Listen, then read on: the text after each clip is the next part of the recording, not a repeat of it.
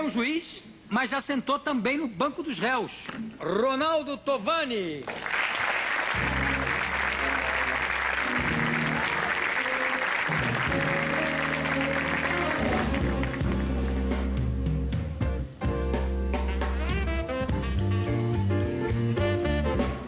Como é que é isso?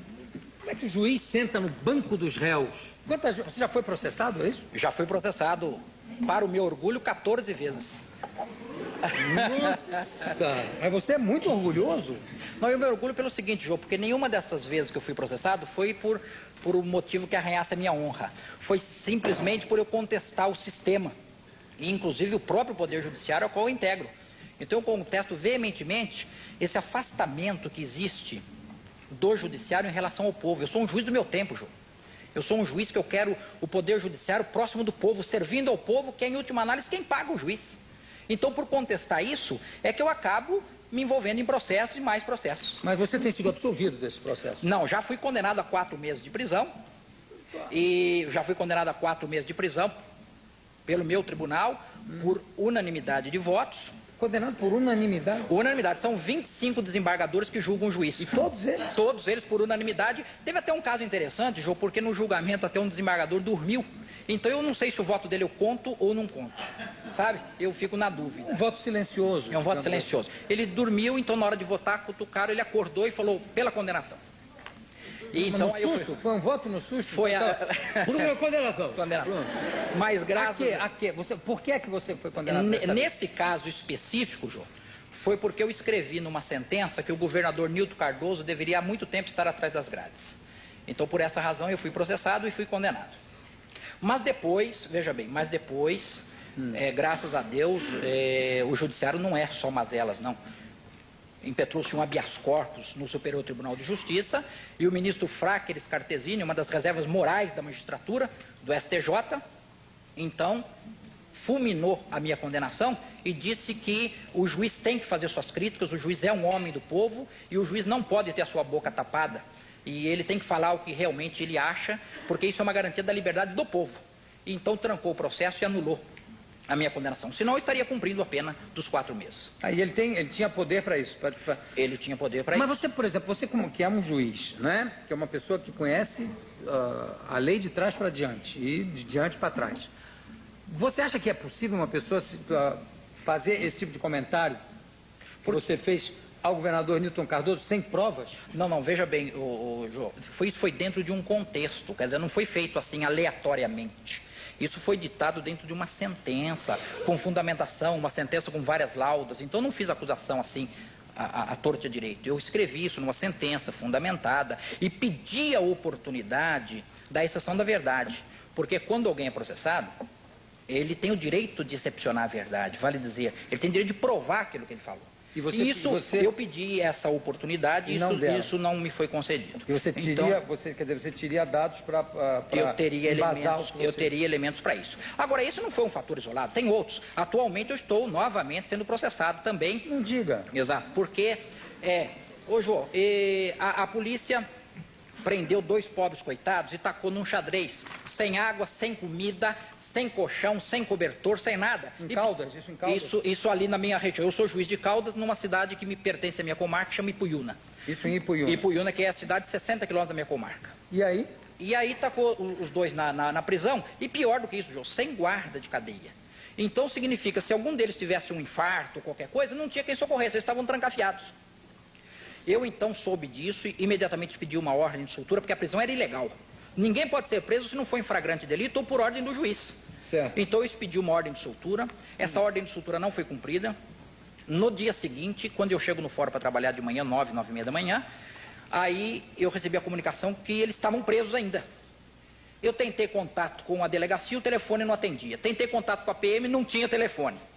Então, o que eu fiz? A PM não tinha telefone? Não tinha, não tem telefone. É uma coisa impressionante. Então, o que eu fiz? Como é que faz quando está acontecendo um assalto no banco? Manda um rapaz dar o recado? Aí ele manda o rapaz dar o recado, ele vai lá para os assaltantes darem um tempo, né?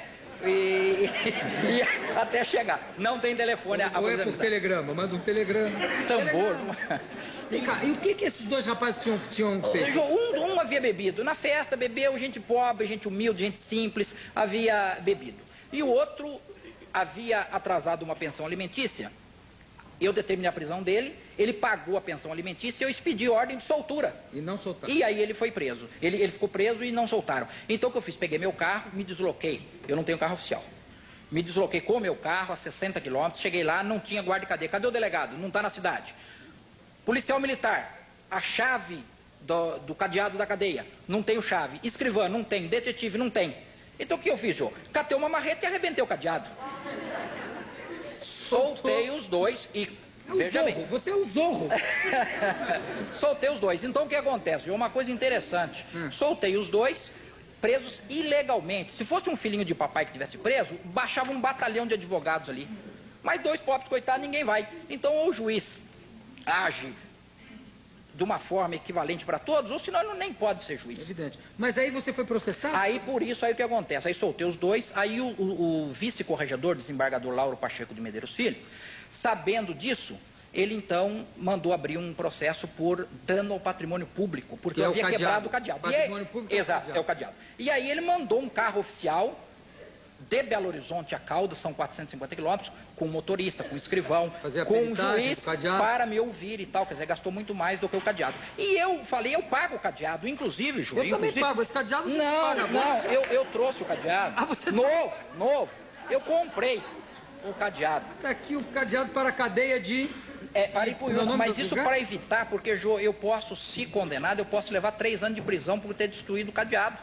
E eu não quero ser preso, eu tenho 4 filhos, entendeu? Então eu não posso. Então tá o cadeado aí.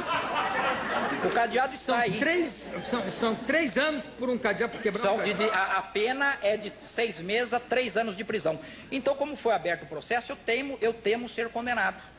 Você já foi, tirando esse processo, você foi condenado, inclusive, pelo desembargador Soneca, você foi pelo dormiu. Sei. Você foi condenado em algum outro processo? Não, em algum outro processo, porque veja bem, Jô, conforme eu disse para você, o Supremo Tribunal Federal, que inclusive tem recebido inúmeras críticas ultimamente, em razão de alguns julgamentos, que ele se posicionou de forma tal que o povo não aplaudiu, o Supremo Tribunal Federal é um tribunal muito sério, muito isento. O Superior Tribunal de Justiça tem cumprido bem a sua missão. Às vezes o Supremo tem que julgar de acordo com... Ele não pode ir pelos anseios populares, claro. Exatamente. Então, Jô, eu tenho obtido vitórias em Brasília. E também no Tribunal de Minas Gerais... Eu abri aqui para ver que está funcionando. Tá inteiro. Eu comprei, inclusive estou pagando. Você comprou a prestação? A prestação. Então, nós temos juízes e desembargadores de bem. Em Minas Gerais, nós temos o desembargador Paulo Medina, que é um desembargador isento. Se tivesse funcionado no meu julgamento, tenho certeza que teria me absolvido. Nós temos o desembargador Murilo Zé Pereira, totalmente isento. Temos o Reinaldo Chimenez Carneiro. Temos nomes de grandes valores. Mas voltando ao caso dos 14 processos, você foi condenado num só. Nos outros você... Nos outros, eu sempre recorri a Brasília. Mas e sempre me defendi. Não. Depois... Eu tenho recebido resposta satisfatória sempre em Brasília. Antes você é condenado em primeira instância? Sempre eu tenho tido problemas em primeira instância. Qual é um outro processo assim curioso que você tenha sido condenado? Jô, são inúmeros, mas a maioria deles é por eu criticar o próprio poder ao qual eu pertenço. E são críticas construtivas, porque o objetivo é uma reformulação do Poder Judiciário. O Poder Judiciário tem que se aproximar do povo. Então eu falando aqui agora no microfone para você, para o Brasil inteiro, de que o Judiciário precisa de uma reformulação, eu corro um sério risco de receber um outro processo. Não, mas eu acho que vários juristas não se cansam de dizer isso, que o judiciário precisa de uma reformulação. Sim, mas os juízes não podem falar, Jô. Os juízes, eles sofrem aí uma marcação terrível. Porque, veja bem, o Congresso Nacional vem pregando o controle externo do Poder Judiciário, dizendo que o Poder Judiciário tem que ter fiscalização. Não existe gente mais fiscalizada do que o juiz de primeiro grau. Não existe. Nós somos imensamente fiscalizados. Você instituiu também um teste para prefeito de Caldas? Não só prefeito, como prefeito, vice-prefeito e vereadores. Tem que fazer uma prova para assumir? Fui fazer, porque colocaram na Constituição Federal que analfabeto não pode ser candidato. Mas acontece que isso é colocado lá e não é praticado. No Brasil faz-se muito isso, Jô. Coloca-se lei e depois coloca-se no papel. E depois, pura e simplesmente, a lei ora a lei. Então vai ao sabor dos acontecimentos. Então... eu falei, vamos cumprir a lei. Analfabeto não pode ser candidato, então não será candidato em Caldas. Então instituí uma prova de ditado e leitura, coisa simples. Ler um ditado e uma leitura para... eu ditava um trecho, coisa simples de jornal, nada difícil. Sim. E o candidato tinha que escrever. E quantos passaram? Todos passaram? Não, nós tivemos uma reprovação de 77 candidatos. 70. Para, inclusive... Então, veja bem, inclusive, nós tivemos vários... O prefeito de Caldas está aqui, inclusive, o prefeito de Caldas, e foi um dos Esse passou, esse prefeito passou. Ele é médico, inclusive, ele é médico. Ô, prefeito, parabéns, prefeito. Que nota você deu pro prefeito? O prefeito tirou 10. Tirou 10, nota 10. Tirou 10. Muito embora a letra de médico não seja muito boa, viu, João? Ele é médico, então... Então facilita teve alguma coisa. facilita. Não, isso aqui não. Mas aplaudiram, sabe? E essa moça que tá aqui ao lado do Do prefeito, não. Do lado direito é o presidente do Lions Club, de Caldas também, e a minha esposa Rosângela. Você veio com a sua esposa. Rosângela, né? Aquela Você pode ser preso a qualquer momento. Exato, e ela tem me acompanhado nos julgamentos, sabe? Ela tem me acompanhado nos julgamentos, a todos os julgamentos tem me acompanhado, porque o objetivo, veja bem, é essa aproximação mesmo do judiciário. Inclusive, você costuma fazer sentenças em verso. Eu cheguei a fazer uma sentença em verso. Qual era o caso? O caso era um sujeito que ele furtou 2 galinhas. Furtou 2 galinhas e o delegado então saiu na captura dele. Você furtou as galinhas. Ele falou, não, mas ele já havia comido as galinhas. O delegado falou, você vai preso. Você devolve as galinhas ou senão você vai preso. Ele falou, não, eu devolvo, está na minha casa, eu devolvo amanhã. O delegado falou, então devolve amanhã. Aí ele foi, como ele já tinha comido as galinhas, ele furtou mais 2 do mesmo dono e devolveu. E o delegado então acabou prendendo esse sujeito. Só que acontece o seguinte, ele foi preso e foi tacado no xadrez, junto com presos perigosíssimos, entendeu? Assaltantes, homicidas, latrocidas, estupradores. O rapaz cometeu um furto de galinha para comer a galinha. Além de pobre, inocente, não tinha sentido isso. E ele ficou preso. E a burocracia do Poder Judiciário demanda uma série de fatores. Então, quando esse processo chegou na minha mão, ele já estava na cadeia fazia mais de um mês. Por causa de ter roubado... Por causa disso daí. 4 galinhas. Exato. 2. Não. Bom, 2. Sim, mas 2 ele devolveu. Quer dizer, se ele comeu, não conta. Não conta, só 2. 2 ele devolveu. 2 ele devolveu. E aí eu dei a sentença, em verso, e naquela época eu falava. Não pode ficar na prisão quem furtou 2 penosas. E eu fiz tudo isso em versos e fazendo prisão. Eu tenho aqui, posso até ler. Vamos ver aqui. É cumprido, eu vou ler a parte da prisão em diante, tá? É cumprido. Então, eu digo aqui, ó. E depois de algum trabalho, o larápio foi encontrado. Estava no bar do Pedrinho quando foi capturado. Não esboçou reação, sendo conduzido então à frente do delegado. Perguntado sobre o furto que havia cometido, respondeu ao seu da Costa bastante extrovertido. Desde quando o furto é crime neste Brasil de bandido? Ante tão forte argumento, calou-se o delegado. Mas por dever de seu cargo, o flagrante foi lavrado, recolhendo à cadeia aquele pobre coitado. E hoje, passado um mês de ocorrida a prisão, chega-me às mãos o inquérito que me parte o coração. Solto ou deixo preso esse mísero ladrão? Soltá-lo é decisão que a nossa lei refuta, pois todos sabem que a lei é para pobre, preto e puta. Por isso peço a Deus que norteie minha conduta. E é muito justa a lição do pai destas alterosas. Não pode ficar na prisão quem furtou 2 penosas. Se lá também não estão presas pessoas bem mais charmosas, como das fraudes do INAMPS e das ferrovias engenhosas.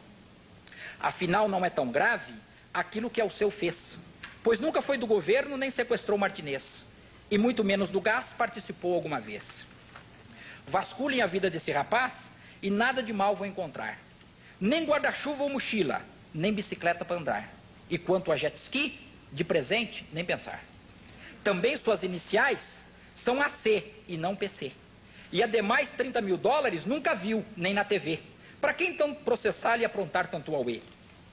Desta forma que concedo a esse homem da simplória, com base no CPP, liberdade provisória, para que volte para casa e passe a viver na glória.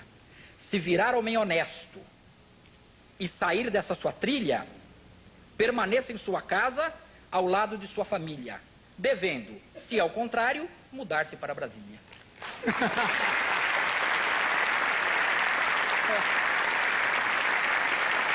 Bom, eu comecei aqui com o juiz Ronaldo Tovani. Se me permite, Jô. Claro. Da cidade de Caldas, nós temos a fabricação de doces caseiros e nós fizemos questão de trazer para Para você. E não tem doce de coco, viu, João? Sem doce de coco? Não tem doce de coco. Nossa. Todos fabricados em Caldas, inclusive a cesta, João. Uau! E o vinho também é produto de Caldas. Meu Deus do céu, olha só. Tudo isso. Agora, o doce de coco foi evitado. Lá não se fabrica doce de coco. Então é uma razão até para você visitar Caldas. Você não quer ficar com algum mantimento aqui, caso você pegue uma cadeia, seja condenado? Não quer?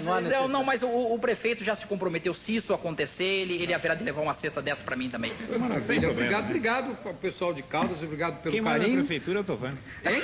Quem manda na prefeitura é o Dr. Ronaldo Tovani. Muito obrigado. Conversei com o juiz Ronaldo Tovani, de Caldas. Obrigado pela sua presença. Daqui a pouco a gente volta.